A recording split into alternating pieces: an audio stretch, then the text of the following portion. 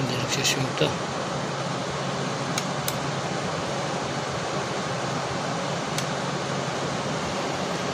Okay, switch natin. Manda na yung compressor. Tumutunog na.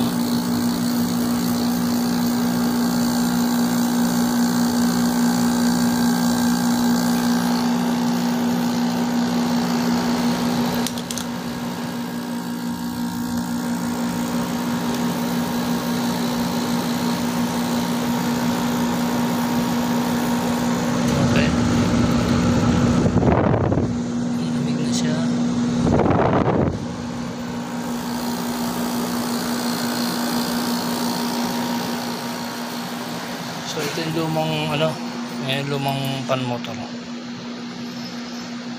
Okay. So ito papalitan na lang to. Didikitan na lang ng glue kasi sira na.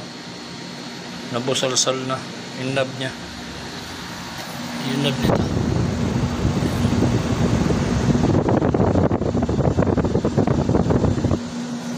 Okay. Malamig na ba? Ayan, malamig na.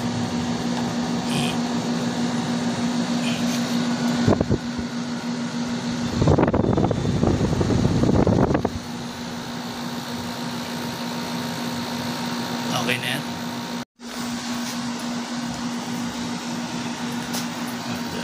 Dito yung ikakabit. Sa kwarto nila. Ito bahay ni sir, no? Ayan, malamig na.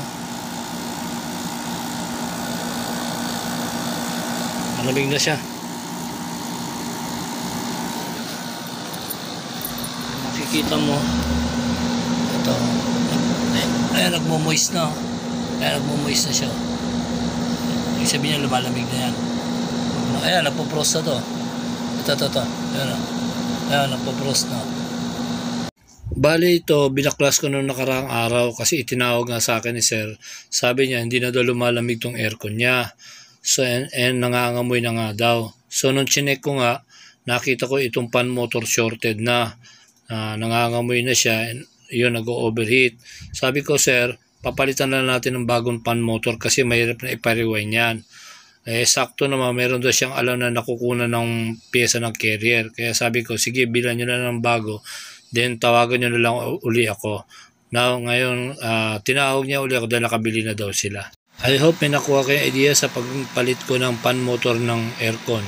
Maraming pong salamat. Thanks for watching.